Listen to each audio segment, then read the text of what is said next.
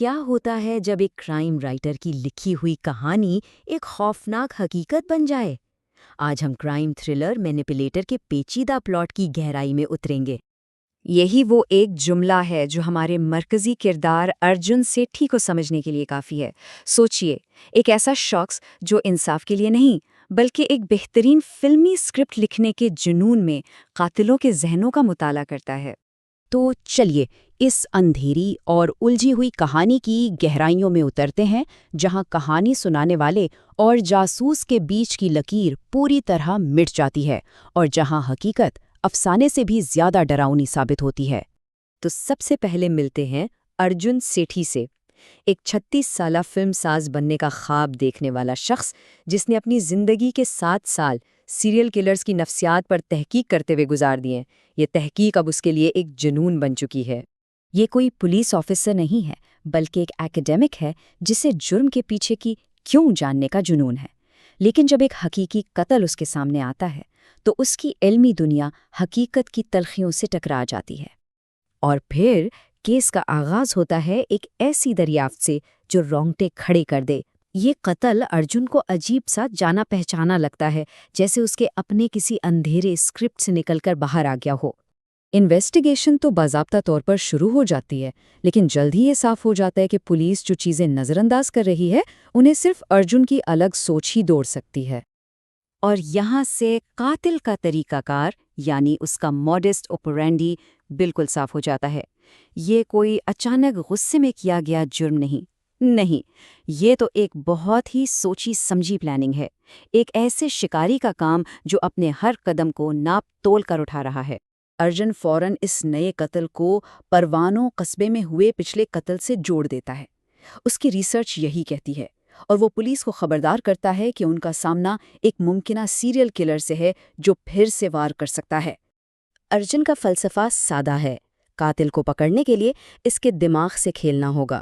وہ پولیس پر زور دیتا ہے کہ وہ قاتل کا ذہنی توازن بگاڑیں تاکہ وہ کوئی غلطی کر بیٹھے، لیکن اس کی ان باتوں کو ایک رائٹر کا خیالی پلاؤ سمجھ کر رد کر دیا جاتا ہے۔ اب پولیس اپنے روایتی طریقوں پر چلتے ہوئے ایک ایسے مشتبہ شخص پر توجہ مرکوز کرتی ہے جو بظاہر مجرم لگتا ہے۔ اس سے ایک خطرناک قسم کی غلط فہمی پیدا ہوتی ہے کہ کیس حل ہو گیا ہے۔ پولیس کو تو لگتا ہے کہ کیس حل ہو گیا، لیکن ارجن کو سکون نہیں ہے۔ اس کا دل کہتا ہے کہ وہ غلطی پر ہیں۔ وہ محسوس کرتا ہے کہ اصلی قاتل اب بھی کہیں باہر ہے اور شاید ان سب کو دیکھ رہا ہے۔ اور پھر کہانی ایک ایسا ظالم موڑ لیتی ہے جس کا کسی نے سوچا نہیں تھا۔ قاتل جو اب تک آزاد گھوم رہا تھا سیدھا ارجن کے خاندان کو نشانہ بناتا ہے اور اس کے بدترین ڈر کو ایک خوفناک حقیقت میں بدل دیتا ہے۔ یہ حادثہ ارجن کو اندر سے توڑ کر رکھ دیتا ہے۔ سوچئے، نہ صرف اس نے اپنی بھانجی کو کھو دیا بلکہ اس کی اپنی غیر مجاز کارروائیوں کی وجہ سے اسے پولیس فورس سے بھی معطل کر دیا جاتا ہے۔ اب اس کے پاس بیج نہیں ہے لیکن انتقام کی آگ ہے، اور اسی آگ میں جلتے ہوئے وہ اپنی ذاتی تحقیقات شروع کرتا ہے اور آخرکار اس ایک سوراخ تک پہنچ جاتا ہے جسے سب نے نظر انداز کر دیا تھا۔ اور دیکھیے کہ کیسے وہ چھوٹی چھوٹی کڑیوں کو جوڑتا ہے۔ ایک مقتولہ کا ہیئرنگ ایڈ ملتا ہے، اس میں ایک آڈیو ریکارڈنگ، اس ریکارڈنگ سے ایک منفرد پیانو کی دھن، اور وہ دھن اسے اسکول کے فنکشن کی ویڈیو تک لے جاتی ہے جہاں ایک انجان جادوگر پرفارم کر رہا تھا۔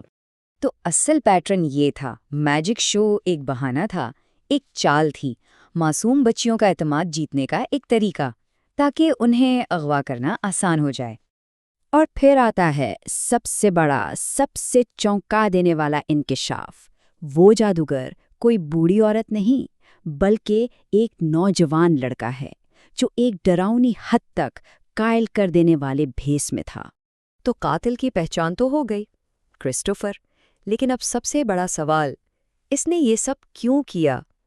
اس پہیلی کا آخری ٹکڑا ایک ایسی کہانی ہے جس کی بنیاد گہرے دکھ اور انتقام پر رکھی ہے۔ ذرا دیکھیے اس کے ماضی کو۔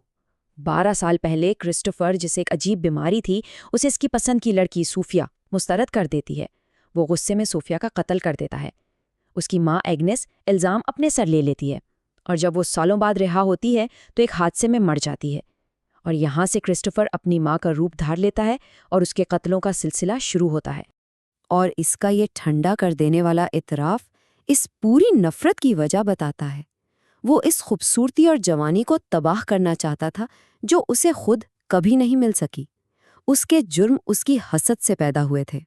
اور آخر میں کلائمیکس، ارجن اپنے اگلے شکار کو داؤ پر لگا کر ایک جال بچھاتا ہے۔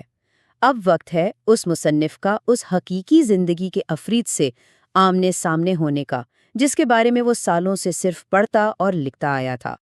لیکن جب یہ سب ختم ہو جاتا ہے تو ایک سوال پیچھے رہ جاتا ہے۔ کیا کوئی انسان جو ایک درندے کی طرح سوچتا ہے وہ کبھی واقعی اس اندھیرے سے باہر نکل سکتا ہے؟ قاتلوں کو پکڑنے کے لیے ان کی ذہنیت میں اترنے کی اصل قیمت کیا ہوتی ہے؟